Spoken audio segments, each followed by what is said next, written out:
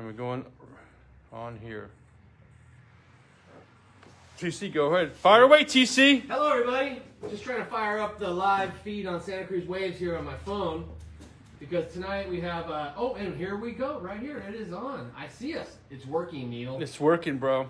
Do you see how clear? See the new iPhone 12 clarity? I gotta admit, I'm looking right down here, clear as day. It's beautiful. So, again, welcome everybody to Santa Cruz Waves. This is the Off-Lip Radio Show live from the Santa Cruz boardroom. Number? Neil just said number 450 shows over the course of 7+ years.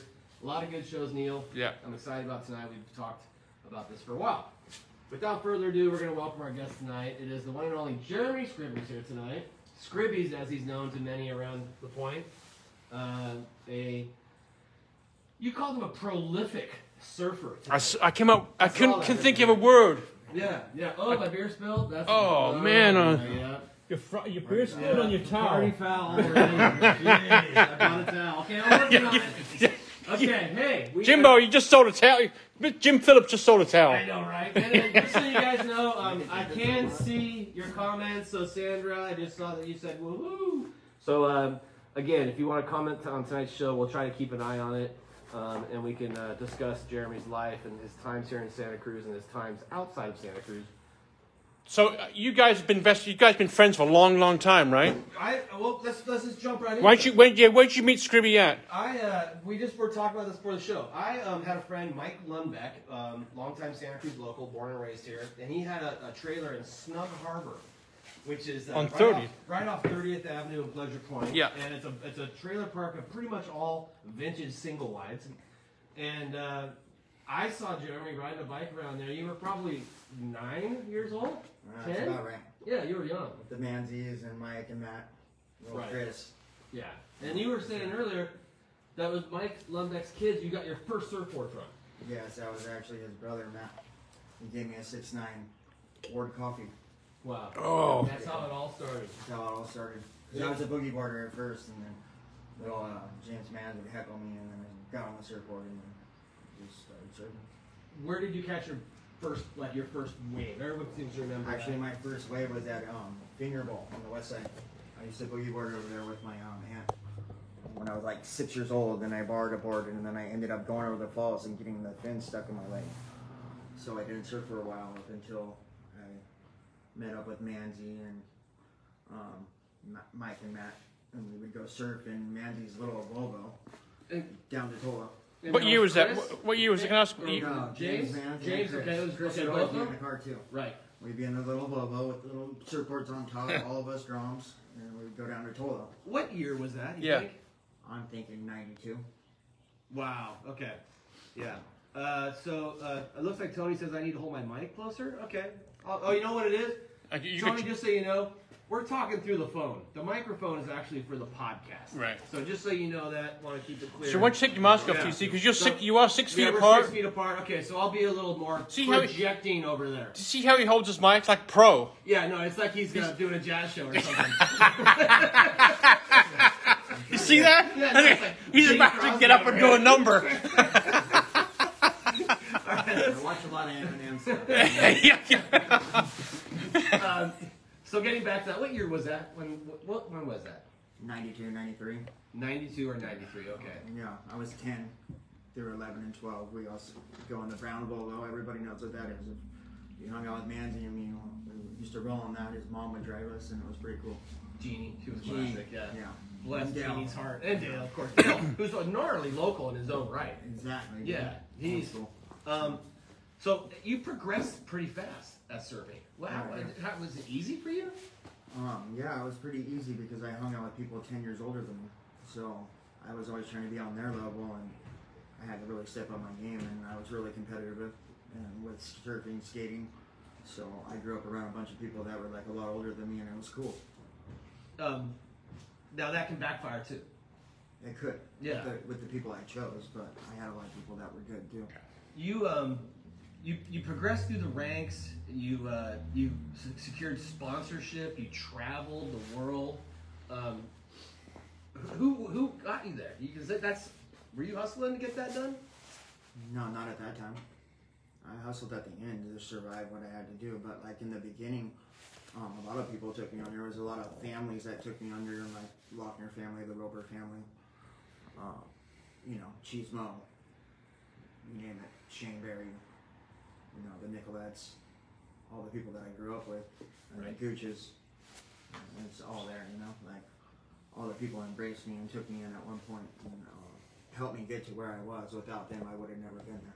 And that list of names, that's a real list of some local pleasure point folks right there. Exactly. Yeah. And there's a lot more too that I haven't named.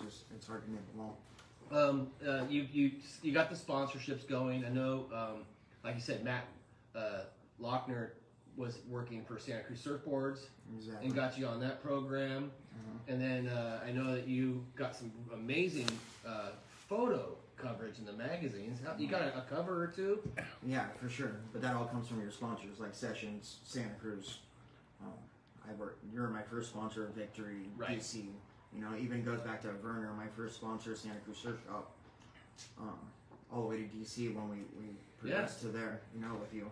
And well, you know what's funny about him one time? He didn't recognize me. I was surfing Stewart Peak, and he didn't see me. Yeah. And he dropped in on me. Yeah. And then he yelled at me, and then Kevin Butler went over and gave you a word or two. You probably don't even remember. It was I had my hood on, you know, and I sizzled out there, and he drops in on me. I think I said something like, "Good job." I made a comment, you know, and it kind of set him off a little bit.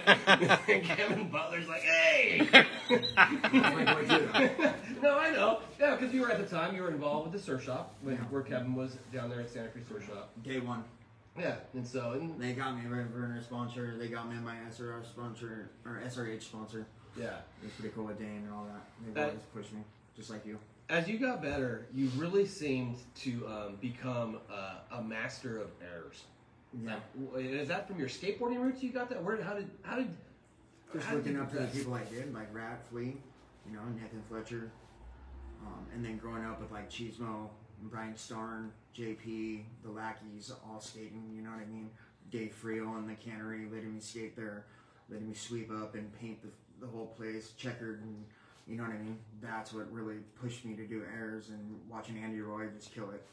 Because so the being on a skateboard actually helped you generate speed, because it takes so much speed to get a surfer above the lip. Well, exactly, yeah, but you learn how to ollie off the lip instead of just like trying to lay back. You have to ollie off the lip. Right. Like you see a lot of people doing these days, and you gotta just like ollie and it's. And for the people who are watching, look back on Off Lip's post, because you said it was probably your best photo was that Gagnon shot at over there by Close Roads. It is an amazing photo. Right. And you can get an idea of what I'm talking about, because I spent a lot of time surfing around Pleasure Point, and you were one of the top aerialists in the era from this side of town. And you got rewarded. You traveled. Some of the best trips you took? Yeah, for sure. What did you do? I went to Indonesia twice. You know, showed up for Benji's birthday, surprised him at G-Land in 2002. Didn't know I was coming with my boy Mick. It was pretty cool. Got to embrace that moment, you know. I was in Europe with like Bruce Irons, Nathan Fletcher, Mike Morrissey, Josh Hoyer. Went through France and Spain, which was a really cool experience for me. A lot of everything was with Nelly, you know, going through Mexico with Homer and Rocco, Joey Hudson and Randy Bonds. That was a really good experience. Like, just, you know, I got a lot of experience. I moved to Hawaii a couple times. Roper took me there when I was 17, so up and down California, Mexico. You got around. Yeah, it was cool. Let's go back to when you first started talking about this. G-Land with Benji. Yes. So Benji Jameson, for those who are watching, probably one of the best tube-rider goofy foots Pleasure Point's ever seen. By far. At G-Land of all places. Did you see him get shacked out of his mind? That's right. Yeah, there, Uluwatu, everything. It was amazing. A lot of people were there too from the point. It was cool, and I got to show up. He didn't know I was coming. And surprised the hell out of him. You know, it was a gnarly trip.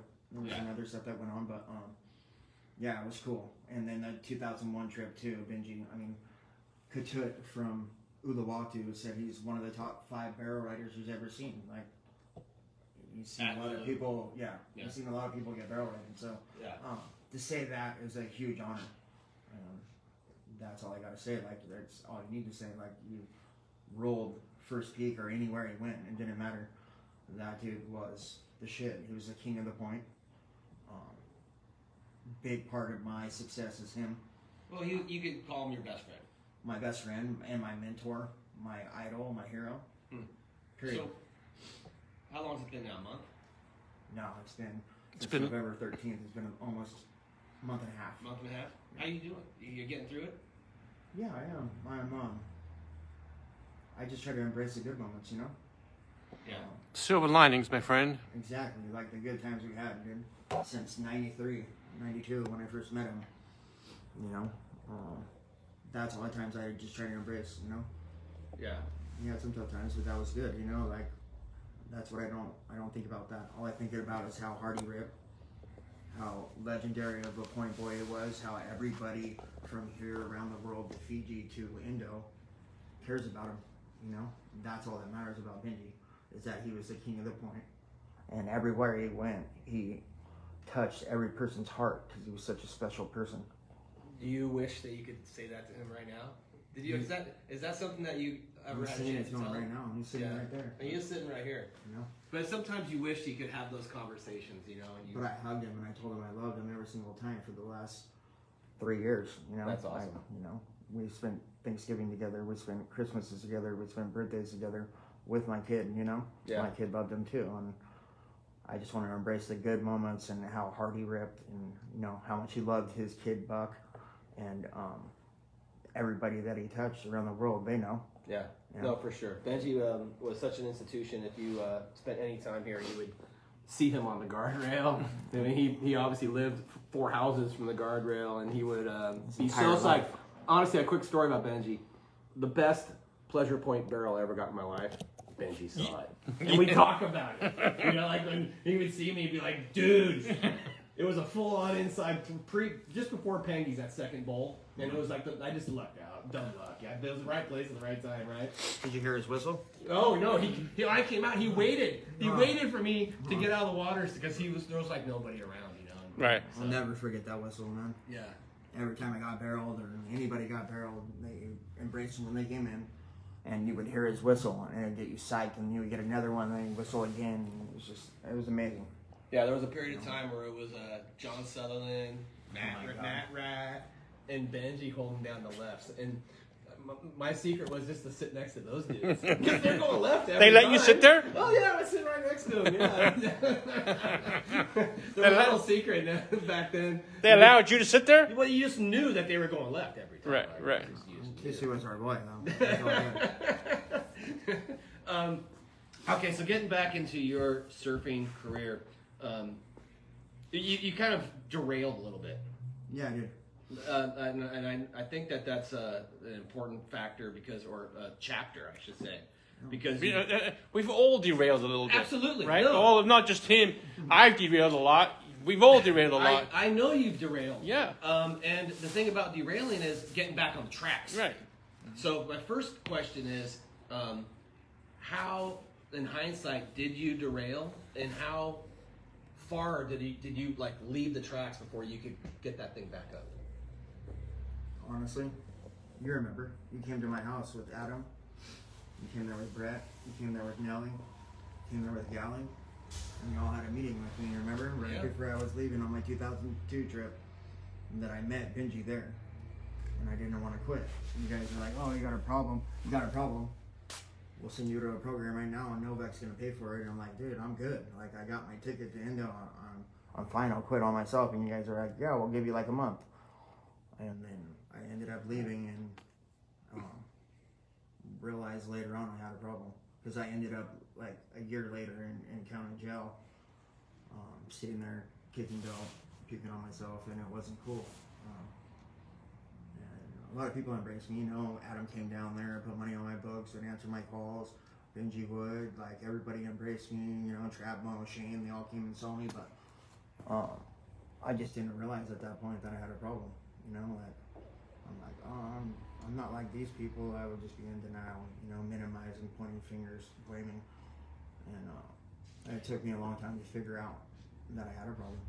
You don't recognize you have a problem. As far as I'm concerned, you don't recognize a problem till you yourself recognize you have a problem. Exactly. Anybody else can say it. Right. But unless you recognize your problem, you're pissing in the wind.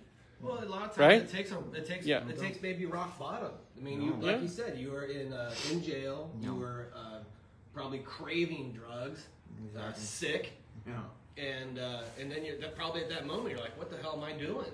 Yeah, I didn't know, and like I didn't realize for probably from 2001, 2002 when I got arrested in October, all the way till June of 2016, a year after my daughter was born, and seeing her through the glass fucked me up. I bet. And it's nothing that you ever want to experience, but I did, and I was blessed that my wife, my baby's mama, came in and brought her every weekend to see me both days, and then we see her grow up for that year behind glass, but it wasn't anything that I ever want to do again. Getting out and having her to take a moment to get to see you was the hardest thing I've ever done, and I told myself I never want to do that again. Well, it's like getting the rug pulled out from under you. You know, you were surfing the best swells, and now you're sitting in a cell. In a cell. Yeah, and that's. But then I went through prison. All my violations in prison, going to Santa Rita, being locked down 24/7 with somebody you barely even know, to really sink in. But then when I had my daughter and I watched her from behind glass at one time, I haven't looked back. Kids have a way of doing that to you. Well, speaking of Santa Rita, I've never been to prison. You can't feel safe in there, do you? No, because Alameda County is Oakland County Jail. Right. East Oakland, West Oakland, Richmond, all the gangsters like you. There ain't gangsters in Santa Cruz. I'm sorry. You go to not at that level, maybe. No, Salinas, you go all these other places. It's prison. That's where they send you with all the parole violators, and for petty ass stuff. They don't do that no more. It's like violent offenders go to prison. You do your time in county. But I was in a time where you go to jail for a piece of heroin. Right. And it seems like in jail the strength is in numbers. Yeah. So there's like groups of people. When you go there, yeah, there's like a couple white people, and they're not really white, dude. They're like braiding the black people's hair, like. You know what I mean? It's not. You don't feel safe. How did you get through it? What did you do to get yourself through that? Experience, I guess. Like, you learned the ropes. You learned where to stand, where not to stand. Exactly. I did a lot of time in solitary confinement too. Because you got in trouble? In county and wherever you go, you do stupid little shit. You do a lot of time in solitary confinement, and that's really where it woke me up. It's like sitting in there and like, because it can break you, right? Or you can be stronger and like come out and prevail. Most people don't, but I did. So besides your wife, who sounds like she was a huge supporter and reason that you've gotten yourself off the shit. Who else was there? Benji sounds like he was there. Benji was there for everything. Yeah. I was in a coma for 3 months or 3 weeks, and I woke up to Benji. You were in a coma? Coma for three weeks in Dominican ICU, and I kept waking up, freaking out because I've never had surgery. I've been under anesthesia, and I woke up to Benji, and I actually was able to wake up without them like seducing me again because I didn't know what was going on. He's like, "It's me, it's me." It was a pretty gnarly experience. What happened to make you be in a coma? I had an abscess in my neck. Oh. Yeah, I got an infection in my neck. Wow. Can I ask the strength you obtained in prison? How are you using that strength today? Because you didn't have it. Did you have it before? Did you realize you had that strength inside you? No. And how are you using it today in your life today? I use my daughter. Yep. Good. That's my strength. Good. And I think about what I'm going to do, because if I ever detach from her again, it's going to be really detrimental to her life. Yep. So I use that every time I think about what I'm going to do before I do it. Yep. My first 2 or 3 thoughts aren't right, so I have to wait for the 4th or 5th, and then I start thinking right. But definitely, it's my family. It's definitely my daughter, my baby's mama, and her grandma. What's your daughter's name? Madison. Thank you.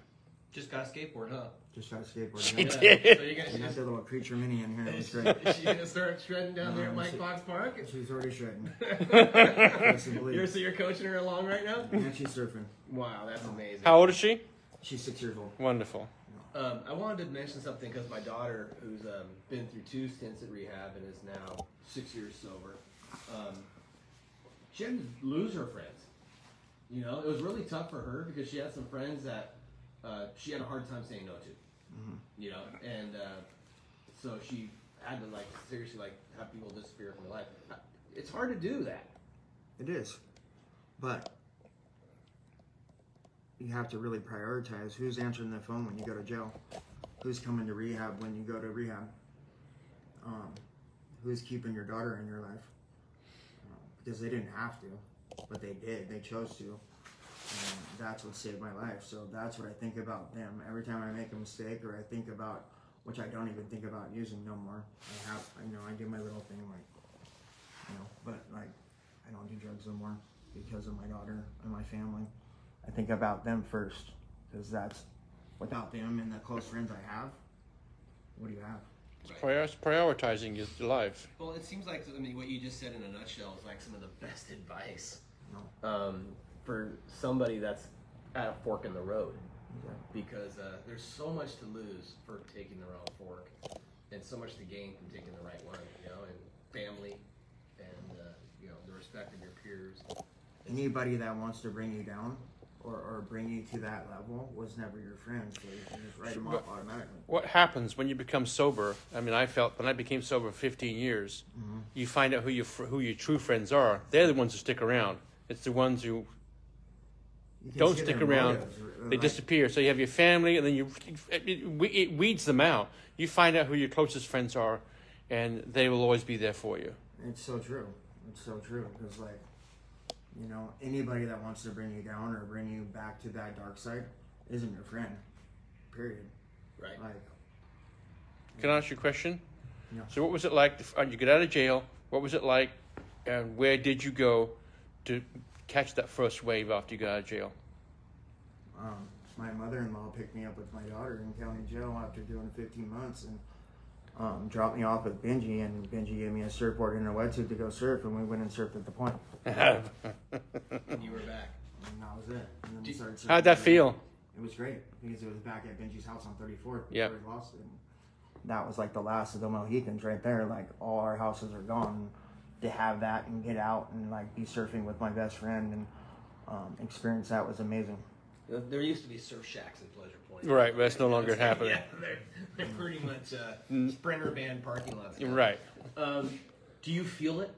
I mean, you made surfing look so easy to me. You know, do you? I know you're not surfing as much. Do you feel it though? Have we been flying above the lip recently? No, I just been soft topping. I got the soft top that I gave Benji, and I've been surfing that a little bit here and there. But mainly, I've just been watching my daughter. But I have a little break now because she's at my grandma's, or her grandma's, my mother-in-law, and so I got a little like couple weeks to like surf and get back into it. But then she surfs with me too, so I've been taking her. But it's not like me surfing like And there's competitively or anything. There's nothing like surfing with your kid. No, it's the best. Oh my No. God. Is it tough with the current situation at Pleasure Point? Packed, you know, the trannies have taken over. Is it hard for you to go out there and keep your cool? No, not at all. I mean, it's irritating, right? But I've learned how to deal with it since I was a little kid, and I know how to get waves. Period. And I have to work on my temper a little bit, but like, no, I'm not going to be like old school, like how we got down. But I still have freedom of speech, and I let people know. I educate them. Yeah. But it's not like how we used to do it. Right. No. But surfing to you is totally different these days. I mean, you're just obviously doing it for yourself, for your fun, and Yeah, being for with sure. your family. But I got some boards coming from Bobby right now, and so I'm going to be getting back in the water before Benji, you know. Right. Because I know we were trying to get back into the water before he tragically passed away, and so that's my goal, just to come back for him, because I feel like his spirit's in me, and that's the way he would want me to be in the water.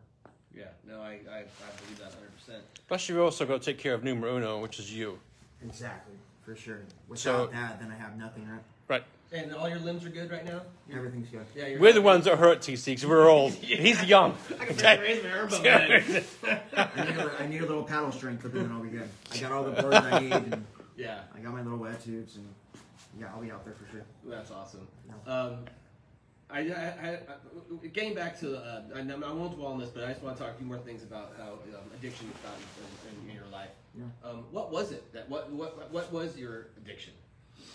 I think it's a behavioral problem. Honestly. More than you were just anything that could change your brain. Was Yeah, just behavioral and just past issues with like abandonment and just stuff that I had in the past that were pretty gnarly. Right. And who taught you how to think about that? Rehab. In 2016, I was in jail when I did my 15 months, and I was sitting in solitary confinement. They gave me the opportunity to go to a program. It's called C Unit. It was code for Steve Gagnon. Best guy.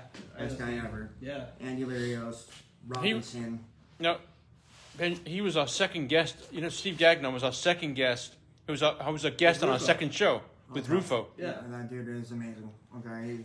He was your neighbor. Andy and Robinson and Frank from down there, and a lot of other officers started this program. Officer Moreno was in there, and it was amazing. They changed my whole life. They had cognitive therapy. They had substance abuse. They had NA classes. They had an ethics teacher come from UCSC, a professor, and teach ethics class, which was really huge. Learning how to debate and have your own opinion without being mean to the other person, right? Which was like so good.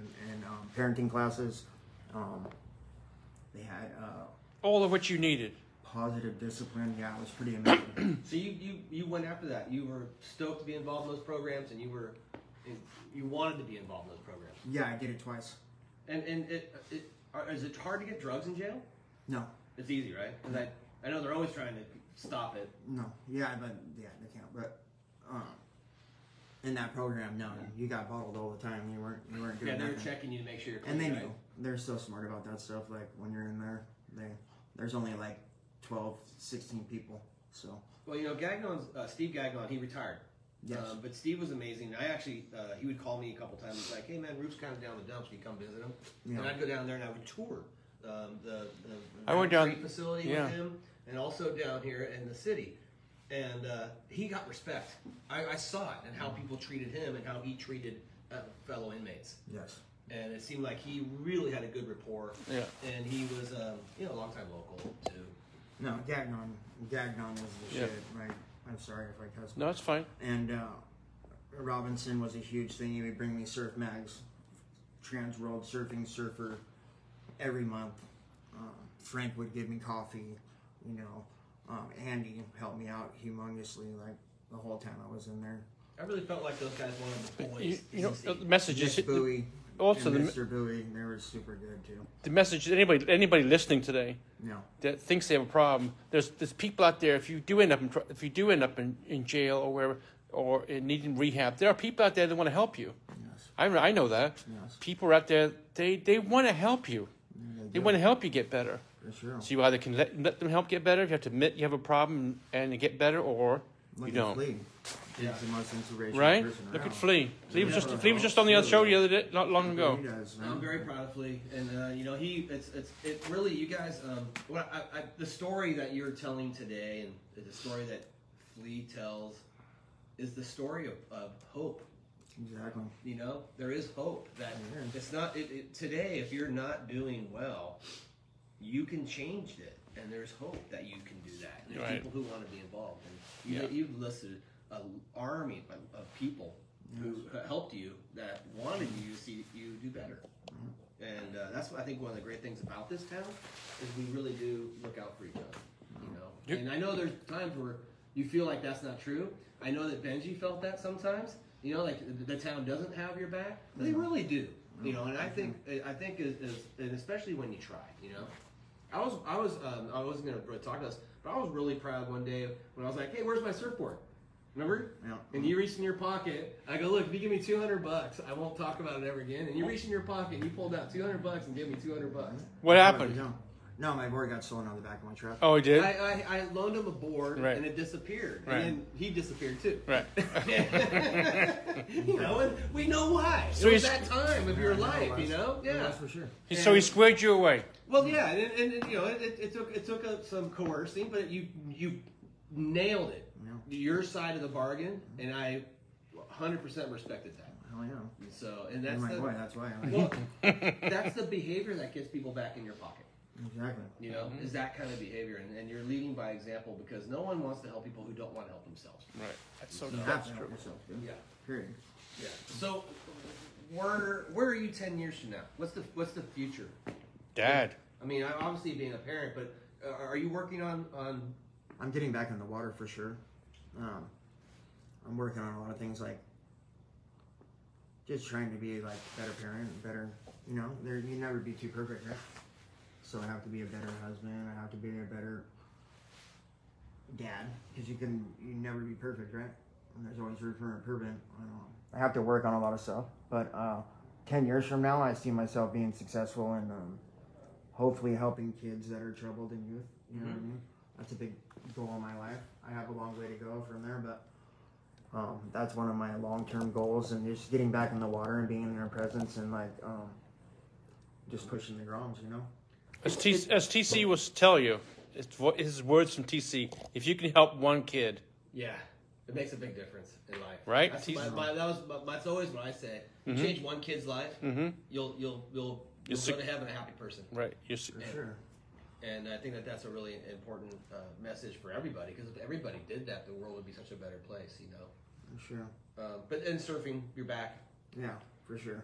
No, it's gonna take a little bit. You know, I got my arm strength to go up, but like it's like riding a bike. You know what I mean? And all the groms that are surfing so good these days, like, will keep me on my toes. You know. And let's talk about that, because it seemed like that 90s era, we were a little rough and rowdy, Yes. the groms, which sort of created carnage for a lot of them. Mm-hmm. How do you see this new generation?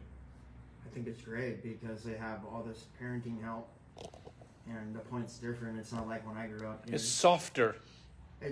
But it's good for the kids in a way. Mhm. You know, it was rad that we grew up in that era. We had this rad time, but now it's about the kids. You know what I mean? Like, and for the kids and how they're growing up, besides the crowds, it's great.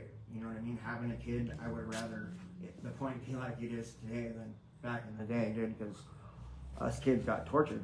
Right. You know, you think bullying is bad and all this stuff they have on TV now. We got dealt with, dude. And, I mean, not that I really care, but it made me stronger. But It was a time when there wasn't cameras and cell phones. You could pop it around in the jaw and get away with it back then, you know? So we didn't have the best parenting, you know what I mean? It was different then. We got the whips, we got the wooden spoons. Today it's better for kids. Like, that's why my daughter's so happy, dude, because she doesn't have to worry about getting hurt or. Right. Does You she know make what I you? mean? Does she make you laugh? Does she make me what? Laugh. Oh my god, dude. My daughter is everything. I wouldn't be where I am today without my daughter, dude. Well, forgive me for Good. not knowing your Instagram handle, but it's something like your dad, right? Your Instagram name on social media? Yes, no, it's I love my baby mama and Yeah. girl dad. Girl dad, yeah. Girl dad, yeah. It's like Kobe. Yeah. That's amazing. And have you reached out? I'm sure you see people that are struggling. Are you reaching out and helping some of your struggling friends? Yeah, if they want it, but really you have to want it first and like show some incentive. I'm more in the process of still working on myself. Right. Right, and I've done that a lot. I try to jump in before I'm supposed to, and right now I'm really being a little bit more selfish and like worrying about myself right now, because I just went through this tragic thing of losing my best friend, and I'm really not in a position. So I've been the one reaching out to people. And are the tools that you're using for yourself to keep on this path? Could you relate that to what you learned when you were incarcerated? No, it's all from it. It's all the tools you I have. wouldn't be calling like my best friends like Nardo or, you know, the lackeys or anything like that if I was on one. It's like I'm asking for help and they've been helping me, you know, like tremendously. And just like my baby's mama and my daughter, and she's at grandma's right now, but I know she's happy, so I'm good. And I have a little time to worry about me and heal me, and it's help, you know. So Did you save? Do you have your scrapbook? I did. It's at my grandma's or my mom's, I believe. Because you got a lot of really good photos published in Surfing Magazine, and I hope that you have. I have some of them. I have some of them for sure. A lot of them on my Facebook, but I have a lot more to come. Yeah, for sure. Especially nowadays, the way cameras are everywhere. Exactly. Neil, you got anything that you want to? I got one thing to say to you. It's something I learned a long time ago, way back when in England, and I'll tell it to you. There's no future in the past. So there's no future in the past. Everything you do has to be going forward. Because back there ain't not you. All you did is learn. Very true. There's no future in the past, or you need one foot in front of the other. You're a silver lining. You have a beautiful daughter. You should be one happy guy. I am, for sure. Sweet. I appreciate it. That's great. And mine would be lead by example. Exactly, that's what I'm trying to do right Yeah, that's what, and I know we had a talk a week or two ago about that. I might have a little slip up, you know what I mean? A little meltdown. I was happy I could confide in you in that. Yeah. But I think that's really important because you really want people to treat you how you want to be treated and how you treat others, and it's like this really cool thing. And lead by example. True. But he's had experiences that very few people have experienced. Yeah. And I think you can use that as far as it may be a bad memory, but it can also be a great advantage for you going forward in helping kids. Because you weren't fucking rock bottom, dude. Exactly. Right? You were incarcerated, and you have more experience than anybody around here. More than me, more than TC together. And so you can use that to just help kids or help anybody, you know. If you would have asked me 8 years ago or 9 years ago, I wouldn't even think you'd be alive today. I know. You know what you are? You can be what you can be is an ambassador. By the grace of God, you know? Yeah. Yeah. Well, I think that's an important message. One of the reasons why I asked you to be on the show is because people struggle. And it doesn't have to get worse. Mm-hmm. You know, there's always room for improvement. Yeah. Yep. And I'm so happy for you, Jeremy, that's the direction your life is going. Thank you. I appreciate that. So this show is for you, and it was for Benji. Thank you. I appreciate that. You know? Yeah. Rest in peace. Yeah. Rest in peace. Right. There you go. Yeah. Yeah, Benji was a good dude. I never had one negative word with Benji in my entire life. That's funny because most people do. I'm No, just saying, just kidding. you No. I met him when he was kidding. really young. Yeah. And we got along swimmingly. And I was kidding that, TC. No, and even 6 weeks ago, because he would travel behind the boardroom here. I remember him. It was one of his paths. I talked to him walking down 38th one day. He stopped and talked to me for half an hour. And what's great now I get to see his father because he's back here now too. You know, and so which is nice because Jack's a good dude, and I want to support Jack too. All the Jamesons are. Yeah, it's Even Shay. Neil, while we have a moment, should we plug our? Oh yeah. Want to get that for me? Then we'll close But out hang on the a second. show. Thank you very much for coming on the show. You don't know me, you know TC, but it's brave coming on here. And Well, like we always say, Neil, we always wanted to share snippets of the Santa Cruz history. Yeah. And 450 shows later, I feel like our best of is going to be so amazing because we have so many amazing people that on the show. You included, Jeremy. Thank you. Yeah. Appreciate that. Let's talk about some sponsors. Really quickly. We have a new real estate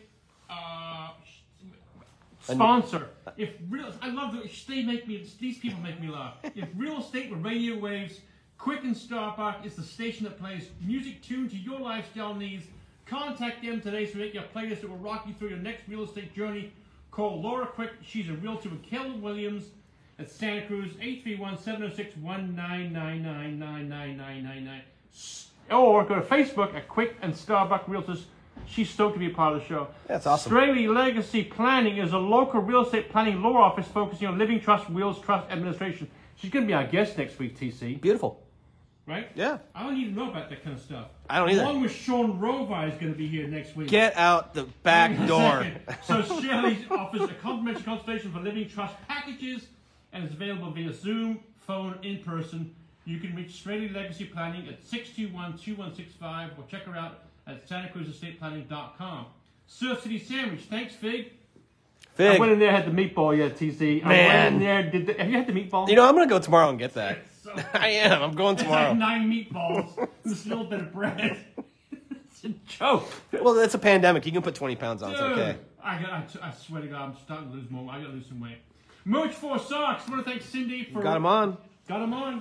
Yep. We always have a merch Scribby's for gets a sock pair too. Scribby gets a pair. You get a free tonight. pair of socks tonight for being on the show. For Merch Chill 4. Out Cafe, where they... Roll the fatties. Across the street, where they roll the fatties. Beach Nest Vacation Rentals. If you want the perfect vacation pad in Santa Cruz, no better place to call than beachnest.com.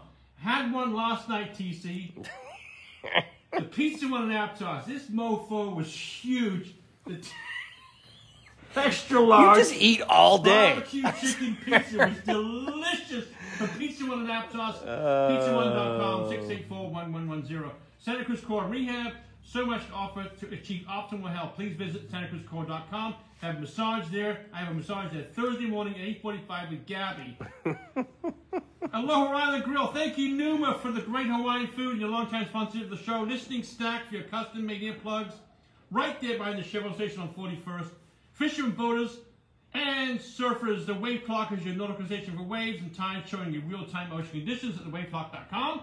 Road pies, TC. Do you still got crab? No, I gave them all away. Did I get any? Nope. You get crab when I get my rug pie, buddy. I love TC. Check out roadpie.com. The best, delicious pies. The safe families for children in Santa Cruz. Surrounding families in crisis with caring, compassion, community. For more info, go to Safe Families for Children of Monterey Bay. That is very important. You check that out. Sean Roby, Farmers Insurance. He will be here next Tuesday. Yes, he continues to steal my waves, and he's a strange dude. What? Do you when he's out there? Do you sit next to him because he's got the bracelet on? He's got the bracelet on, which apparently deters sharks. From Bull biting sharks. him. Yeah, bull sharks. Bullshit. We had a great show there the other day with Mayor Capitola, the Daily Grind Coffee and Bottle Shop. That's nice. And the Mercantile down there? Fun, wasn't it? Yeah, that's a cool spot. Go see Josh. The mayor, the dailygrindcapitola.com, and right up the street, 2 doors down from the boardroom, a brand new beautiful store full of incredible art and gifts. Rootstock Collective is go check it out. We're going to have huge sales after the Christmas holidays at Rootstock Collective, right there, 2 doors down from the boardroom. And I want to thank Scribby for coming back on the show. Thank you. Thank you, Jeremy. He's shopping. Yep. And proud of you, can buddy. check out the podcast tomorrow. Amazon Music, iTunes, iHeartRadio, Pandora, Spotify, Stitcher, and TuneIn Radio. Shows coming up this week. Tomorrow at the Hook, Bruno. Oh, they're playing tomorrow? And Sean Yanez At the normal spot? at the Hook. Yeah. And at the secret spot in Aptos, Anthony Araya and his band playing there on Thursday, January the 1st at 3 o'clock. Weather permitting. Weather's going to be good. Okay. And I just moved the Joint Chiefs from Saturday to Friday right here at the gas station at the bottom Man. of Portola Drive. Rocking out. Rocking out. All right. Thanks, Benji, for coming. Thanks to Benji because he was here with us in spirit. He was here He was tonight. with us here in spirit. And one more time, thanks for Scribby for coming on the show. Thank you so Scribs, much. thanks, buddy. Keep ripping, bud. All right, everybody. Thank you for tuning in to the Off the Lip Radio Show. You can see we were watching on that little thing, and hope to see you guys soon. Enjoy the last few days of the holiday week. Happy holidays, everybody, Welcome to the boardroom. and Happy New Year. Happy New Year. All right, good night, everybody.